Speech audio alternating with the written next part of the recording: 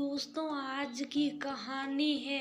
बहू काम करने में जोर पड़ता है क्या, जो मेरे पोते को पीट रही हो।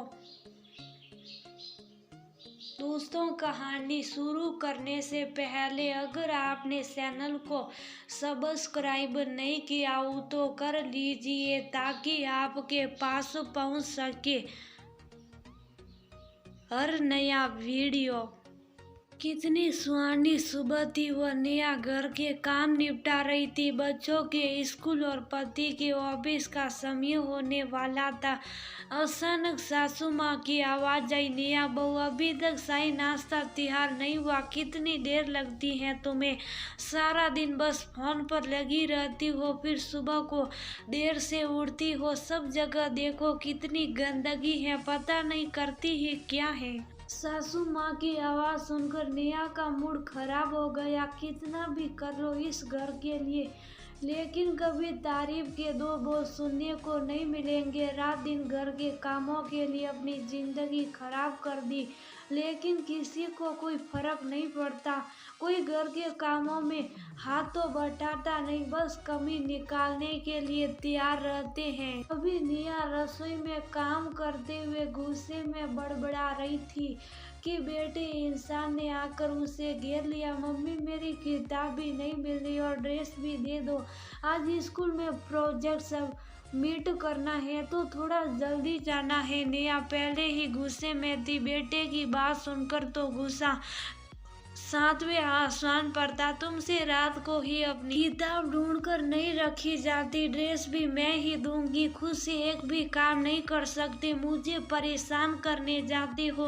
अब देर होगी तो अच्छा है, कहकर नेहा ने ईशान की एक थप्पड़ लगा दिया। थप्पड़ लगने से ईशान रोने लगा। उसे समझ नहीं आया कि उसकी क्या गलती थी। ये सब तो रोज ही होता है, फिर आज मम्मी ने क्यों मारा? रोते रोते ईशान कमरे में जाने लगा। क्या हुआ ईशान, तुम रोज रो क्यों रहे हो और तुम तैयार क्यों नहीं हो रहे? तुम्हें स्कूल नहीं जाना क्या? उसके पापा सुधीर ने पूछा। मुझे नहीं जाना स्कूल, ना ही मुझे कपड़े पहनने और ना ही नाश्ता करना है, कहकर ईशान रोने लगा और फिर अपने कमरे की तरफ चल दिया। सुधीर समझ गए कि सुबह सुबह उसकी डांट पड़ गई है तो इसलिए वह रो रहा है। सुधीर ईशान के पीछे गया। क्या हुआ बेटा, इतना गुस्सा क्यों है? पापा के प्यार से ईशान का गुस्सा थोड़ा पिघल गया। मम्मी ने मारा। बेटा, तुम्हारी मम्मी सुबह से काम में लगी रहती है, उस पर कभी मैं कभी तुम और कभी दादी अपनी ज़रूरतों के लिए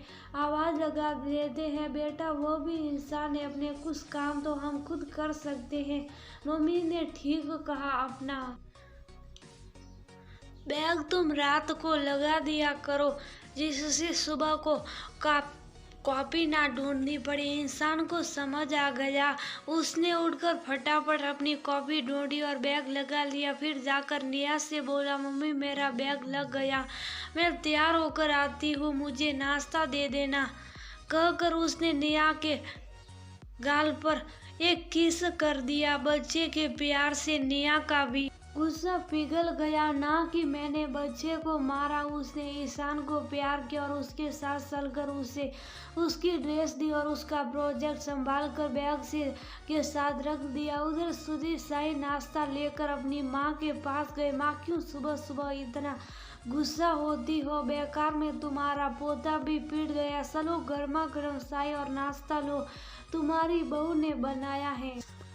नाश्ते में मनपसंद आलू की सब्जी और पूरी देखकर मुग्धा जी का चेहरा खिल गया। सोचने लगी, बहू ने इतना सब बनाया है, थोड़ा समय तो लगता है। वह ने बेवजह बहू पर इतना गुस्सा किया। फिर बहू को आवाज लगाई, नेहा बहू अपना नाश्ता भी ले आओ, सुबह से काम में लगी हो, नाश्ता करके काम करना। सास की बात सुनकर नेहा का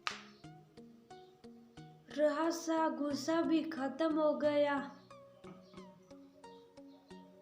मम्मी जी, ईशान को स्कूल बस तक छोड़ आओ, फिर चाय पीती हूँ, वरना उसे देर हो जाएगी।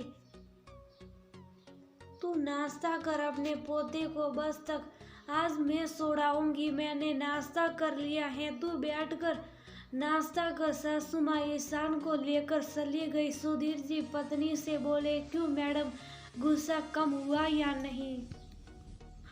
थैंक यू पति देव, आप ऐसे ही परेशानी के वक्त मुझे संभाल लेते हैं। अगर आज आपने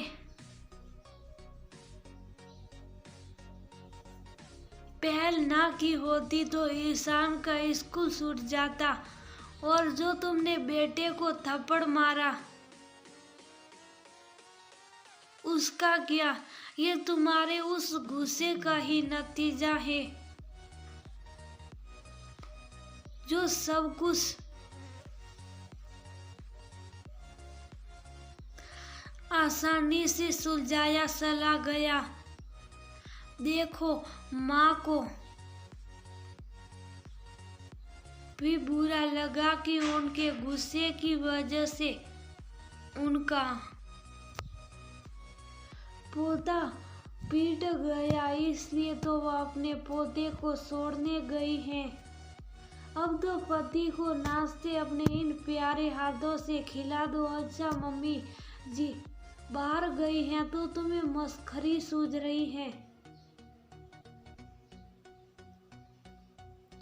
ये सब एक थप्पड़ का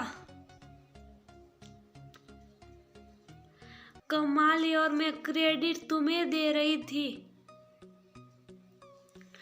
नेहा हंसी। अब इस कमाल के लिए रोज मेरे बेटे को मत पीट देना। सुधीर हंसा तो नेहा उसके गले लग गई और वह सुहानी सुबह फिर से एक सुहानी सुबह बन गई थी।